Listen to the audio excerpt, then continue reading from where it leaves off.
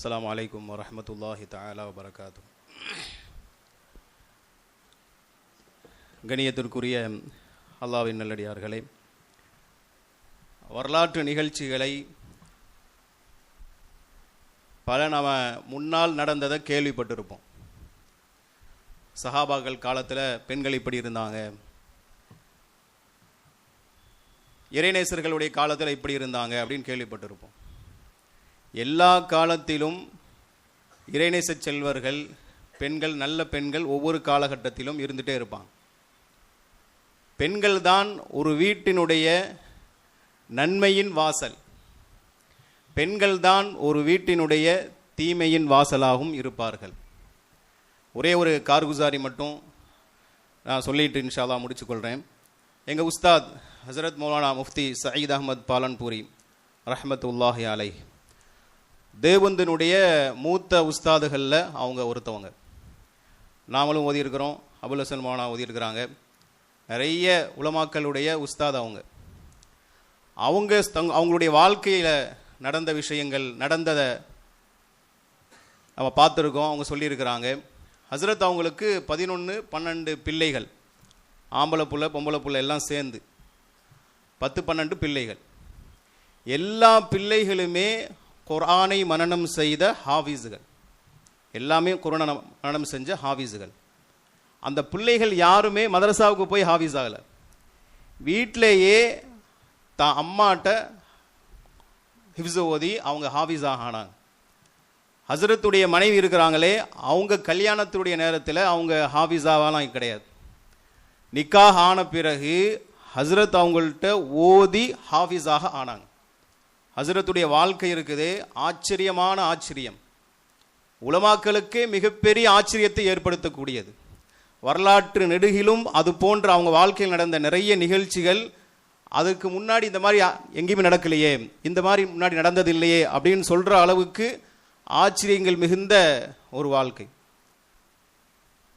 அப்போ மனைவி இருக்கிறாங்களே, தன் கணவர் ஹசரத் அவர்கள்ட்ட குர்ஆனை முறைப்படி, தஜ்வீதுடைய முறைப்படி ஓதி ஹாஃபிலாக ஆயிட்டாங்க. ஆன பிறகு குழந்தைகள் லைனாக வரிசையாக குழந்தைகள், வருஷ பிள்ளைகள் சொல்கிறோமா இல்லைங்களா, அந்த மாதிரி 10-12 பிள்ளைகள் லைனா, ஆம்பளை புள்ள பொம்பளை பிள்ளை எல்லாருமே தாயிட்ட தான். வீட்டில் சாப்பாட்டு நேரம் போக அதே மதரசாவுடைய அதே தர்த்தீப் வீட்லையும் இருக்கும். ஃபஜ்ரு பிறகு எல்லாம் எந்திரிச்சிருவாங்க, குர்ஆன் ஓதுவாங்க, பாடம் பார்ப்பாங்க. நாஷ்டாவுடைய நேரத்தில் நாஷ்டா சாப்பிடுவாங்க, திரும்ப என்ன செய்வாங்க, குர்ஆன் ஓதுவாங்க. மதரசா மாதிரி தான் வீட்டுடைய செயல்பாடுகளே இருக்கும், வீட்டுடைய அமைப்பே அந்த மாதிரி தான் இருக்கும். இப்போ எல்லாருமே என்ன செஞ்சாங்க, ஹசரத்துடைய மனைவி தாயிட்டையே ஓதி குர்ஆனை மனனம் செய்த ஹாஃபிஸ் ஆகிட்டாங்க. ஹாஃபிஸ் ஆன பிறகு ஓதுறதுக்கு அவங்க மதரசாக்களுக்கு போனாங்க. ஆம்பளை பிள்ளைகள் ஆண்கள் மதரசாவுக்கு பக்கத்தில் தாருலும் தேவபந்த் அந்த மாதிரி சபையெல்லாம் ஓதுனாங்க. அதுக்கு பசங்கள்லாம் பெருசாகிட்டாங்க, குடும்பம் பெருசாச்சு, பசங்க பெருசானாங்க. பசங்க ஓதி முடிச்சு பெருசாகிட்டாங்கன்னு என்ன செய்வாங்க, கல்யாணம் பண்ணி வைப்பாங்க. பெரிய பசங்க மகன்கள் ஆலிமாயி அவங்களுக்கு நிக்காஹ் ஆச்சு. நிக்காஹ் ஆனால் வீட்டுக்கு யாருங்க வருவாங்க, யார் வருவா, மருமகள் வருவாங்க. வரக்கூடிய மருமகள்களையெல்லாம் மாமியா ஹாஃபிஸாக ஆக்கினாங்க. வரலாற்றில் எங்கேயுமே நீங்கள் பார்த்துருக்க முடியாது. ஒரு மருமக குர்ஆனை மாமியாட்ட ஓதி ஹாஃபிஸாக ஆனாங்க, வரலாற்றில் எங்கேயுமே நீங்கள் பார்க்க முடியாது. எத்தனை மருமகள் வீட்டுக்கு வர்றாங்களோ எல்லாருமே ஹாஃபிஸாக ஆக்கினாங்க, எல்லாருமே ஹாஃபிஸ் ஆக்கினாங்க. ஹசரத் அவங்க சொல்லுவாங்க, ஆரம்ப காலத்தில் குறைவான ஹதியால தான் நம்ம இது சிரமமாக இருந்துச்சு, வாழ்க்கை ரத்தாட்டுவது சிரமமாக இருந்துச்சு.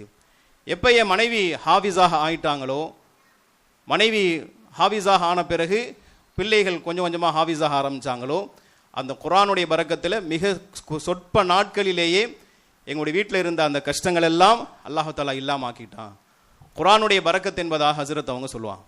எனவே பெண்கள் இருக்கிறாங்களே, அவங்க உருவாயிட்டாங்க, அவங்க தீன்தாரியாக ஆயிட்டாங்க, மார்க்கப்பற்று உள்ளவர்களாக, இரையச்சம் உள்ளவர்களாக, ஹலால் ஹராமுடைய பேணுதல் உள்ளவர்களாக, குழந்தைகளை நல்லோர்களாக உருவாக்கணும், நல்ல வழிகாட்டிகளாக, சமூக வழிகாட்டிகளாக உருவாக்கணும்னு சொல்லி அவங்க நினைச்சாங்க. அந்த சிந்தனை அந்த பெண்கள்கிட்ட உருவாச்சு, தாய்மார்கள்ட்ட உருவாச்சுன்னா இன்ஷா அல்லாஹ் அந்த சிந்தனை பிள்ளைகளிடமும் இன்ஷா அல்லாஹ் உருவாகும். அது போன்ற பெண்களை உருவாக்குவது தான் இந்த நிஸ்வான் மதரசாக்களினுடைய ஒரு பொறுப்பாக பணியாக இருக்கிறது. அதற்கு ஒரு பெரிய தூண்டுகோலாக இந்த மதரசாக்கள் இருக்கும். பெண்கள் எல்லாருமே எல்லாருக்குமே நேரம் கிடைக்கும். நிறைய நேரம் வீட்டில் சும்மா சீரியல் பார்க்கறதில்ல, ஃபோன் நோண்டில் போயிட்டு இருக்கும். இப்போ மதரசாவுக்கு வர்றாங்களே 8 பேர் இந்த வருஷம் பட்டம் வாங்குறாங்க. அந்த 8 பேர்த்தில் 6 பேர் குடும்ப பெண்கள். 6 பேர் தானே? 6 பேர் குடும்ப பெண்கள் தான். எல்லாருமே 4 குழந்தை 5 குழந்தை பெற்றவங்க தான். குழந்தைகளுக்கு பராமரிப்பு செஞ்சுட்டு, கணவனுக்கும் பராமரிப்பு செஞ்சுட்டு, இப்போ ஹசரத்